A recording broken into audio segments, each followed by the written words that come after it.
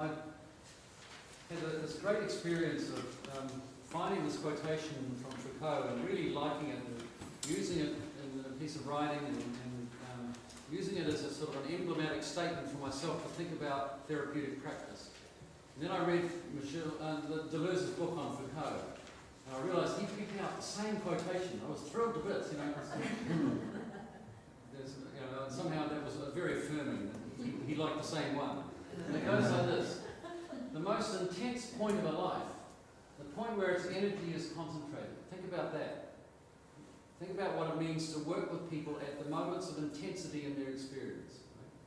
Right? These moments are where it comes against power, where it struggles with power, where it attempts to use its forces and evade its traps. And I think what I like about that is, to me it gives a rationale for a lot of the work that we're doing with people, helping them actually find a way through to go forward in life in moments where they're struggling with those things that create those experiences of real strong intensity, which are very often the places where power is at work and being contested or thwarted or moved around or whatever. So I love that statement. He calls it, interestingly, in a slightly different passage, Foucault calls it political spirituality. Political spirituality, which is an interesting combination of things. Right? It brings together the political, which is, to me, about contestation, always, and this the notion of the kind of articulation of some kind of self, right? Not the same kind. I think those slogans that you talk about, Joel, about death of was it you or was it Johnny who was talking about death of the self and the subject and things like that, were particular slogans that at particular periods in history, but they kind of almost overstate the case. I think it was a particular kind of subject or a particular kind of self that was being contested, and opening up the possibility of a different one that comes into existence through this process.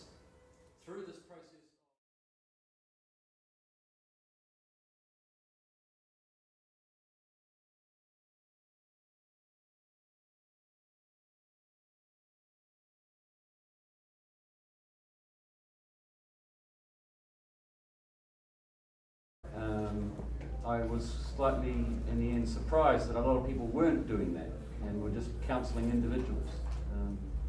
And I guess in that I was influenced by doing a degree in New Zealand where school counselling and family therapy are not separated. They're kind of part of the same training programs.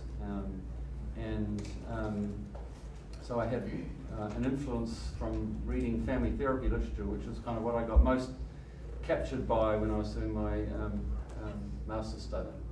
So it was from there. We were called family court counsellors in New Zealand, but what we were doing mostly was mediation.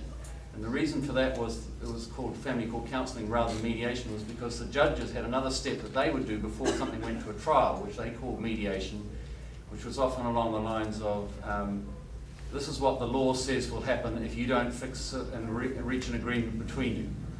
That's kind of, it was often the judge's kind of approach. But so they kind of held on to the term mediation, so what we were doing was called family court counselling. So I got interested in mediation from those two sources, and then in a group of people in Waikato, where I was working at the University of Waikato, a group of people in the community and people in the university together sort of set up a mediation service called Waikato Mediation Services. And we sort of started this kind of service, company, organisation. It had about 14 of us, and it was a very bad company because it had 14 directors and nobody knew quite who was in charge. But it was a great learning environment, and we set out from the start to say there's stuff that's wrong and that we don't agree with in what's happening in the mediation literature, and we want to do it differently, but we didn't quite know how we wanted to do it differently. This is in the early to mid 1990s. And it was, at that time we were kind of, Gerald Monk and I especially, were reading and following the work of Michael White and David Epstein, and we were very interested in narrative therapy, and we kind of somehow automatically brought that across into our thinking about mediation, which is kind of how this sort of stuff that we talked about developed. We're using that in the family court context, and then brought it into thinking about disputes in organisations which are often very much like families, if not slightly more complex. And people often live as much in their organisations that they work in as they do in their own families.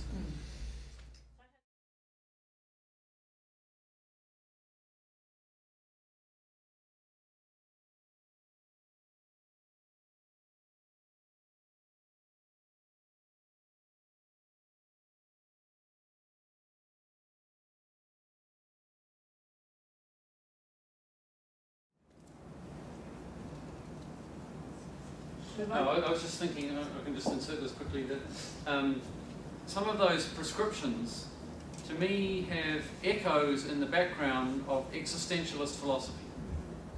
The existentialist philosophy, if I can misrepresent it briefly, it would be along the lines of, the story that you're born alone, and you die alone, and in between you make decisions alone about your own life, and you must be responsible for your decisions. That's a quick characterization, a mischaracterization probably of existentialist philosophy. But it isn't the only way to think, and it's been enormously powerful in the last 70 years or so, that kind of idea. And so you actually have to take responsibility for yourself and for your relationships with people before they die, or for yourself if you're dying. An alternative idea is you're not born alone at all. You're born into a community and a culture and a group of people and a family. You live your life in relationship to your mom. Yeah. I mean, you can't, Yeah. Yeah. And you live in a set of relationships all your life, and as you die, you're part of those relationships, and we might actually gain sustenance and support from those relationships rather than separate ourselves from them. And even after you die, you're still part of those relationships, potentially. Can you hear that's a different kind of category of thought than that sort of existentialist idea which has been so powerful? And let me give you another little example. After my mother died, my father was telling me, first of all, he was saying how every time he got a bereavement card in the mail, he said to me, I kept wanting to say, Maida, here, look, we got another card. We got another card, right? So he had that sense, and that was actually a nice thing for him. It was kind of comforting and helpful. And then a few months later, when he came to stay with me, he came to stay for about a week, and at the end of the time, he said, now, before I leave, I want to take you out for lunch. And I said, Dad, you don't have to do that. Let me take you out for lunch, He was on a fixed income. I didn't want to have him pay for it. He said, no, Maida would never forgive me if I didn't do this. And my response, rather than saying, get over it, move on from the relationship, was to say, well, I'm really glad, Dad, that you're still honouring her wishes. Right? And there was a lovely moment between us to include her in our family in that way. It was not a 3-hour therapy session. No. Right? There's just those little moments, oftentimes, where you affirm the relationship. Sometimes it's a 5-minute conversation that says this relationship.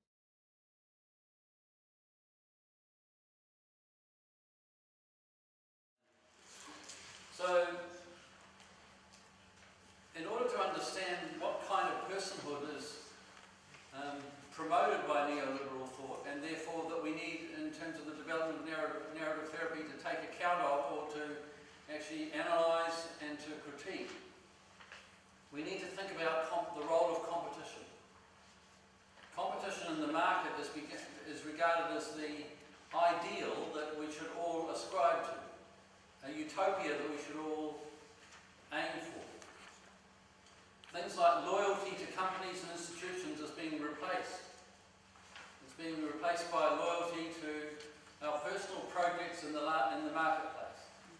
So people are transformed into being less democratic, more governable, more docile, more consuming, and therefore to be neoliberal subjects who nevertheless believe themselves to be free. Why do they believe themselves to be free? Well, because the neoliberal marketplace says that they have choice over which products to consume. That has been the new definition of freedom. Having choice to consume. Todd picks up in his book the idea of the figure. The concept, Foucault's concept of the figure. And he stresses the idea of the two particular figures which have been central to the growth of neoliberalism. One is the figure of the entrepreneur, and the other is the figure of the consumer. I always like the story of George Bush, who went to France and told the French in France that we have a word for this in English, it's called entrepreneur. He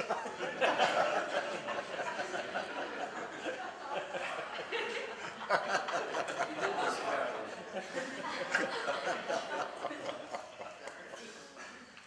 So one of the things that neoliberalism has done has redefined, I think, success and failure. What it means to be a successful person. What it means to be a successful student. What it means to be a successful parent. Those kinds of things have been redefined in terms of the neoliberal enterprise. And for me, this is one of the reasons why I believe that Michael White's work on personal failure is very, very important. And a very important aspect of the many things that Michael did and many things that narrative therapy is about. In other words, if you privatize things like risk, if you privatize success and failure and make it something that individual people can take up and experience, and they can define themselves as being successes or failures, what you would get along with that is an increase in anxiety. You get an increase in things like self-doubt. You get an increase in things like guilt. And by the way, Maurizio Lazzarato, who's a Deleuzean scholar, talks about the way in which, in the German language, the word guilt and the word debt are the same word. Schuld debt. And he says that guilt and debt are very closely allied. But you notice that these terms, anxiety, self-doubt, and guilt, are very individualizing terms, which leads me to notice the point about that's important for therapy, that individualism has been a central idea in neoliberal thought. So much so that Margaret Thatcher once said, there is no such thing as society. Seriously, she seriously said this. There's no such thing as society. There are only collections of individuals. That's a very different viewpoint than the one that I was reading out that Foucault said later in his career.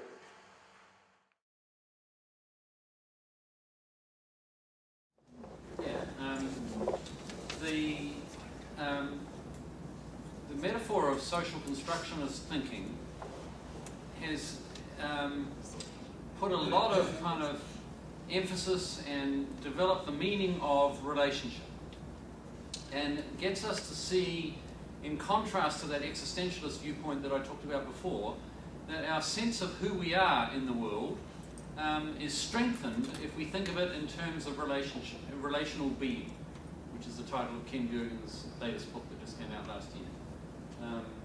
And it draws on people like Mikhail Bakhtin. Some of you familiar with Bakhtin's work? He's a Russian literary theorist who developed a whole theory of dialogical thinking. And one of his ideas was that creativity and creative thinking and ideas and so on don't actually emerge out of the individual mind, but out of people's responses to others. So that, I mean, his theory of literature was that every piece of literature, every poem, every novel, every story and so on was actually generated in response to something. And so his study of literature was about, what is this novel responding to, rather than what does it mean. And his characterization of life is a series of responses to others in conversation and dialogue. And of course that means that we're engaging with the discourse of the world in which we live all the time as we generate our own thinking, our own lives, our own work, whatever that might be. So it's a notion of selfhood that is continually in relationship with others. And our sense of who we are and who we become in the world is always a relational idea. Again, this is in contrast to that sort of dominant discourse of individuality, which says, seek the truth within. This idea says, seek the truth between. Can you hear how Lorraine's questions are built on the assumption that it's possible to keep on generating relationship, rather than we have to bring it to a close and say goodbye? Even after someone is no longer alive, there's still more possibilities for relationship. So we can